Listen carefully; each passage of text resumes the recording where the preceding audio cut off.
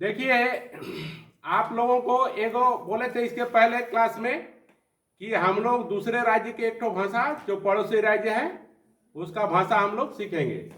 तो हम लोगों का पड़ोसी राज्य कौन कौन है? पश्चिम बंगाल है और उड़ीसा है। यहाँ सामने आप लोगों का उड़ीसा है और पश्चिम बंगाल है। पश्चिम बंगाल में कौन भाषा चलता है? बांग्ला भाषा चलता है। और उड़ीसा में उड़िया भाषा चलता है ना। तो हम लोग बांग्ला भाषा, देखिए ऊपर से हम लोगों का जो पदाधिकारीगण जैसे बीओ साहब, तो बीओ साहब ये बताए हैं कि अभी जो है कि एक तो पड़ोसी राज्य का भाषा सिखाइए जिसमें हम लोग बांग्ला भाषा आप लोगों को बांग्ला भाषा सिखाने का कोशिश कर रहे हैं। बांग्ला भाषा में आप लोगों का रुचि पैदा हो, इसलिए बांग्ला भाषा देखिए पहले सीखने से पहले बांग्ला भाषा को समझिए कि ये क्या चीज है कि नहीं। तो इसमें सबसे बड़ा बड़ा जो कवि है, लेखक है, इन लोगों का परिचय आप लोगों को जानना जरूरी है, तब आप लोगों को बांग्ला भाषा के प्रति रुचि पैदा होगी। हाँ, तो इसी सिलसिले में आज आप लोगों को हम रविंद्रनाथ टैगोर, कौन? रविंद्रनाथ ठाकुर, इनका बांग्ला में क्या? रविंद्रनाथ ठाकुर, इनका जो है जीवनी आप लोगों का हम लोग सुनाएंगे संक्षेप में। हाँ, रविंद्रनाथ ठाकुर बहुत बड़ा कवि थे। कौन थे? बहुत बड़ा कवि थे। रविंद्रनाथ ठाकुर बहुत बड़ा कवि थे और वह जीवन भर में बहुत रचना लिखे थे, उपन्यास हैं, बड़ा बड़ा नोवेल लिखे थे। उसके बाद कविता भी लिखे थे, पोएम्स लिखे थे। हाँ, जिसमें संचयिता उनका मेन है और सॉन्ग्स ऑफ आरिंग्स यानी कि गीतांजलि, उसके लिए उनको नोबेल प्राइज मिला था। क्या मिला था? नोबेल प्राइज मिला था, जो कि विश्व का सबसे प्रसिद्ध सबसे बड़ा पुरस्कार होता है। साहित्य में नोबेल प्राइज मिलना बहुत ही, उसके बाद से अभी तक भारत में किसी को नहीं मिला है जो रविंद्रनाथ ठाकुर को मिला था। तो रविंद्रनाथ ठाकुर का बचपन कैसा था, वो किस घर में जन्म हुआ था, कब जन्म हुआ था, उनका भाई बहन कितना था, इस सब के बारे में हम लोग थोड़ा आज उनका जीवनी को पाठ करेंगे, जीवनी को आप लोगों को सुनाएंगे। इसमें आप लोगों का रविंद्रनाथ ठाकुर के प्रति ये देखिए, ये है रविंद्रनाथ ठाकुर। कौन है ये रविंद्रनाथ ठाकुर कौन है? देखिए इतना उनका ये जैसे ऋषि जैसा चेहरा, पूरा एकदम दाढ़ी था। हाँ, रविंद्रनाथ ठाकुर, इनको ही नोबेल प्राइज मिला है। क्या? इनको नोबेल प्राइज मिला था। तो इनके बारे में हम लोग, रविंद्रनाथ ठाकुर के बारे में हम लोग, आप ही लोगों का कहानी का छोटा सा किताब है, हम लोग आज आप लोगों को समझाएंगे संक्षेप में। देखिए, भारतीय इतिहास में 20वीं शताब्दी का पूर्वार्ध महात्मा गांधी और रविंद्रनाथ टैगोर के जीवन गाथाओं का इतिहास है कि नहीं। यह भारत के अतिरिक्त विश्व के अन्य देशों में भी समान रूप से प्रसिद्ध और चर्चित रहे हैं। रविंद्रनाथ ठाकुर और महात्मा गांधी ये विश्व में सारे पूरा महाविश्व में, वर्ल्ड में फेमस है। महात्मा गांधी ने जहां देश को स्वतंत्रता दिलाई, वहीं रविंद्रनाथ टैगोर ने विश्व प्रसिद्ध नोबेल पुरस्कार प्राप्त कर देश का नाम रोशन किया, है कि नहीं। तो देखिए, ये दोनों ही फेमस आदमी थे, रविंद्रनाथ टैगोर और महात्मा गांधी। महात्मा गांधी को क्या बोलते हैं हम लोग? बापू बोलते हैं। क्या बोलते हैं? बापू और राष्ट्रपिता। हाँ, उसी तरह रविंद्रनाथ ठाकुर को क्या बोलते हैं? कवि गुरु। क्या बोलते हैं? यानी कि कवियों का वो गुरु थे, कवियों का वो गुरु थे। हैं, तो ये दोनों समसामयिक है, माने एक ही साथ इन लोगों का जीवन बीता था, है कि नहीं, रविंद्रनाथ टैगोर और महात्मा गांधी का। तो रविंद्रनाथ टैगोर तो पुरस्कार मिला था इनको, नोबेल प्राइज। क्या मिला था? Nobel prize.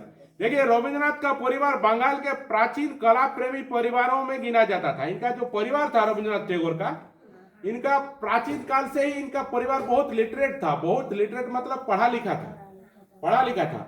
उनके पिताजी वो ब्राह्मण परिवार से जुड़े थे, रविंद्रनाथ ठाकुर, जिन्हें ठाकुरदा कहा जाता था। संभवतः यही नाम बिगड़कर टैगोर हो गया। बाद में टैगोर जो बोलते हैं हम लोग अभी, वो ठाकुर से टैगोर हो गया। ये लोग कहाँ रहते थे? कलकत्ता में एक 3 मंजिला मकान में रहते थे और इसको कहा जाता था जोड़ा साको का ठाकुर परिवार, जोड़ा साको का ठाकुर बाड़ी। इसमें ये लोग रहते थे। विशाल महल था। महल को उनका परिवार ठाकुर कहा जाता। उनके पूर्वज समाज में अगुआ थे। इनके जो पहले का पिताजी पीढ़ी लोग ये समाज में क्या थे, अगुआ थे। मतलब ये लोग आगे रहता था सब में। वे जाति में के ब्राह्मण और शिक्षा तथा संस्कृति के क्षेत्र में अग्रणी थे।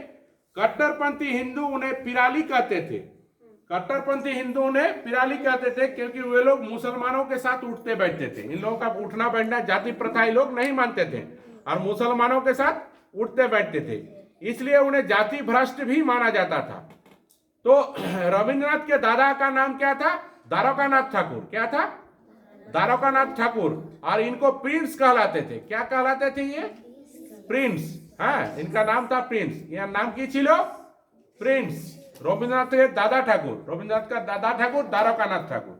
इनको याद रखिएगा, झारखंड टेट वालों के लिए भी ये है। रविंद्रनाथ ठाकुर का दादा ठाकुर का नाम क्या था, तो प्रिंस द्वारकानाथ ठाकुर। इसको याद रखिएगा आप लोग। उनके वैभव की धाक देश में ही नहीं विदेशों में भी थी।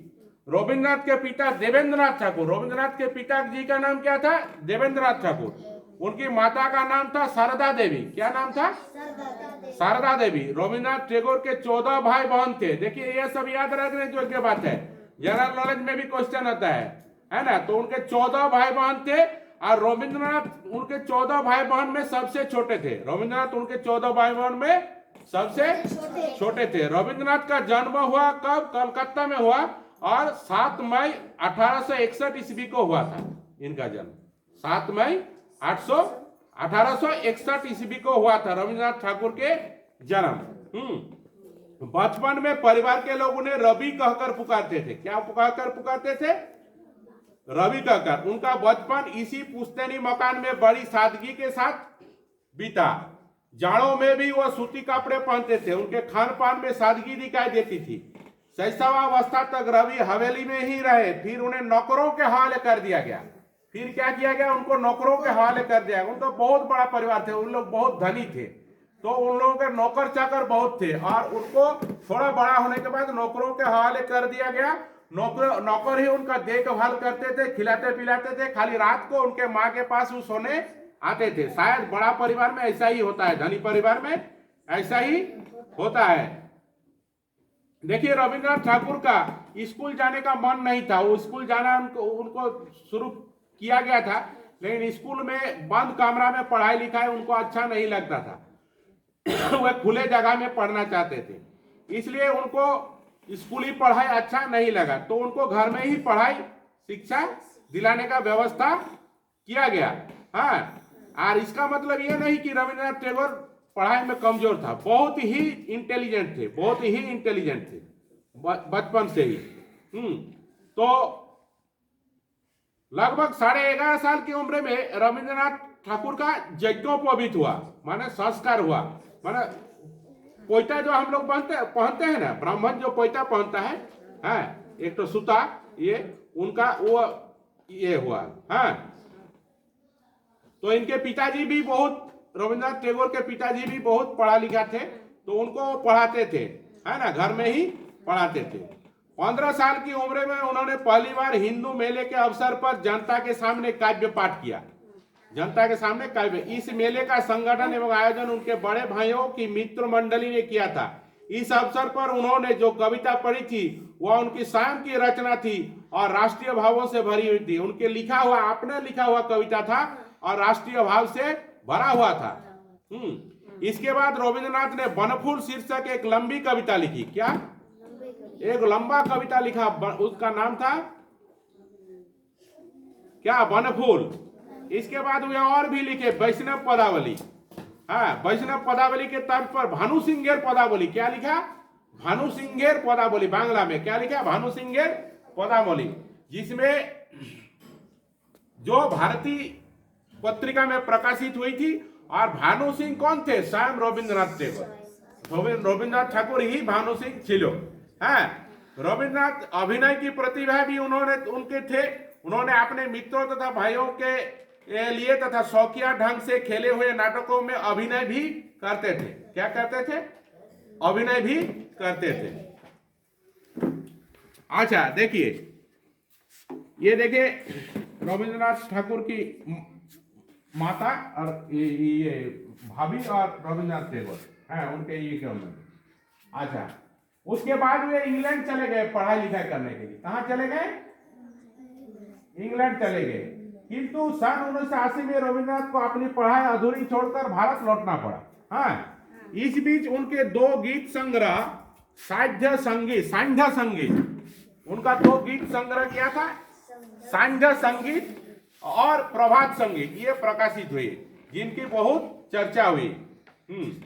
और उनका एक तो और बहुत बढ़िया कविता था जो आप लोगों को भी हम सुनाएंगे, बृष्टि पड़े टापुर टुपुर। क्या? বৃষ্টি পড়ে টাপুর টুপুর নদে এলো বান, শিব ঠাকুরের বিয়ে হবে 3 কন্যা দান। हाँ, तो বৃষ্টি পড়ে টাপুর টুপুর, ये बहुत अच्छा कविता। বৃষ্টি पड़े, जल पड़े पाता नड़े, जल पड़े पाता नड़े, वो पहला कविता लिखना शुरू किया। देखिए धीरे धीरे कैसे सीख रहा है। वो जब देखा कि पानी पड़ रहा था, बारिश हो रहा था, तो रविन्द्रनाथ ठाकुर देखा बारिश हो रहा है और पत्ता सब हम देखते हैं, हम लोग देखते हैं ना, पत्ता सब ये होता है, लड़ता है, हिलता है। तो वो उसको देख के ही लिखा कि जल पड़े पाता नड़े, मिल गया दोनों छंद। तो इस तरह से वो कविता लिखना वो धीरे धीरे शुरू किया। जल पड़े पाता नड़े, उसके बाद बृष्टि पड़े टापुर टुपुर। हाँ, बृष्टि पड़े टापुर टुपुर, ये छोटा में वो लिखे थे, बहुत कम उम्र में। अच्छा, दिसंबर 1883 में मृणालिनी देवी, उनका वाइफ का नाम क्या था? मृणालिनी देवी। क्या? मृणालिनी देवी। रविन्द्रनाथ का विवाह हो गया। उनका विवाह वो 1883 ईस्वी में मृणालिनी देवी के साथ हुआ है। ये भी टेट वालों के लिए बहुत अच्छा प्रश्न है। उनका वाइफ का नाम मृणालिनी देवी था, ये आप लोग याद रखिएगा। हाँ, अच्छा, रविन्द्रनाथ देखिए जीवन में महान गीतकार ही नहीं, विचारक और सुधारक भी रहे, है कि नहीं? हाँ, ये देखिए रविन्द्रनाथ ठाकुर लिख रहे हैं। क्या कर रहे हैं? लिख रहे हैं। ये रविन्द्रनाथ ठाकुर उनका आराम केदारा में बैठ के दक्षिण का बरंडा में, बहुत बड़ा मकान उन लोगों का, विशाल बड़ा मकान, उसमें वो लिखते रहते थे दक्षिण का बरंडा में। हाँ, तो इन लोगों का बहुत बड़ा जमींदारी भी था, इन लोगों का बहुत बड़ा जमींदारी भी था, है ना। सन 1901 में आरंभ हुआ, वो शांति निकेतन आरंभ किया। सन 1901 में वो एक विद्यालय का स्थापना किए जिसका नाम था शांति निकेतन, है ना। तो शांति निकेतन का स्थापना कब हुआ? 1901 में, जो बाद में आज एक बहुत बड़ा विश्वविद्यालय बन गया है, जिसको हम लोग विश्व भारती कहते हैं। क्या कहते हैं? विश्व भारती। और इसका उपाचार्य कौन होता है जानते हैं? प्रधानमंत्री होता है। हम लोगों का भारत में जो भी प्रधानमंत्री होंगे वही उसका उपाचार्य होंगे, वाइस चांसलर होंगे, है ना। किसका? विश्व भारती का, शांति निकेतन का। हाँ, शुरुआत में विद्यालय में 2-3 कोठियां थी, छोटा विद्यालय खुले थे, लेकिन अभी बहुत बड़ा वो हो गया है। आगे देखिए, उसके बाद सन 1902 में ही रविन्द्रनाथ टैगोर का क्या हो गया? रविन्द्रनाथ की पत्नी का देहांत हो गया। सन 1903 में उनकी दूसरी बेटी रेणुका देवी का भी क्षय रोग से देहांत हो गया। हाँ, हाँ, अच्छा, 1904 में भी उनका जो लड़का एक था उनका देहांत हो गया। सन 1905 में रविन्द्र के पिता देवेंद्रनाथ राय, 1906 में उनका छोटा बेटा समी भी चला गया, है ना। तो इस तरह से उनको बहुत दुख भी सहना पड़ा था, बहुत दुख भी जीवन में सहना पड़ा था। इसके बाद देखिए 1905 में बंगो भंगो आंदोलन हुआ 1905 में, जिसमें रविन्द्रनाथ देश प्रेम का स्वाधीनता संग्राम में, स्वतंत्रता संग्राम में भी भागीदार हुए। हाँ, सन 1910 में जब वह विदेश गए तो प्रतिष्ठित लेखकों, विचारों आदि से उनकी मित्रता हुई, है ना। इंग्लैंड से रविन्द्रनाथ अमेरिका गए और वहां भी अपने काव्य प्रतिभा विकीर्ण कर 1913 में भारत लौटे। इसकी विशेष यात्रा में उन्हें विश्व विख्यात कर दिया और उनकी गणना विश्व के श्रेष्ठ कवियों में होने लगा। उनकी गणना विश्व के श्रेष्ठ कवियों में होने लगा, पोएट। हाँ, अच्छा, रविंद्र के भारत लौटने के कुछ सप्ताह बाद ही उन्हें साहित्य का सुप्रसिद्ध, साहित्य का, लिटरेचर का, इधर सुनो, लिटरेचर का सुप्रसिद्ध पुरस्कार, नोबेल पुरस्कार से नवाजा गया। पुरस्कार से वो जो 1,20,000 रुपया उस समय उनको मिला था, वे अपना स्कूल शांति निकेतन को प्रतिष्ठित करने में उसको और उन्नत करने के लिए 1,20,000 रुपया पूरा उनको लगा दिया, उसी धन को, शांति निकेतन को। आज बोले ना कि आज वो शांति निकेतन क्या नाम से जाना जाता है? विश्व भारती यूनिवर्सिटी, विश्व भारती। और इनका उपाचार्य हम लोगों का जो भी प्रेजेंट प्रधानमंत्री रहते हैं, प्राइम मिनिस्टर, वे होते हैं। और गीतांजलि के लिए उनको, गीतांजलि जो रचना किए थे, गीतांजलि के लिए उनको क्या मिला था? नोबेल प्राइज मिला था। क्या? हाँ, इसको इंग्लिश में वो ट्रांसलेट करके भेजा था। हाँ, और इंग्लिश में ट्रांसलेट करके इसका नाम दिया था गीतांजलि का सॉन्ग्स ऑफरिंग्स। क्या नाम दिया था? Songs offerings. अच्छा, महात्मा गांधी सन 1915 में शांति निकेतन में पधारे थे और तब से रविंद्रनाथ टैगोर के साथ उनका बहुत अच्छा संबंध हो गया था। ये एक दोनों का। अच्छा, देखिए, महात्मा गांधी जी भी रविंद्रनाथ टैगोर को गुरुजी कहते थे। क्या कहते थे? गुरुजी कहते थे। हाँ। अरे देखिए, सन 1914 में प्रथम विश्व युद्ध आरंभ हुआ, है ना?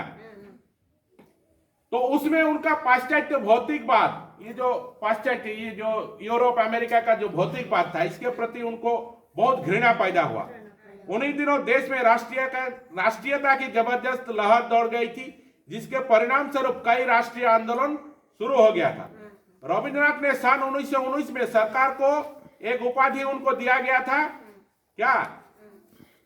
जो उपाधि उनको दिया गया था, वह जालियानवाला हत्याकांड के विरोध में वह उपाधि उन अंग्रेजों को लौटा दिया, है ना?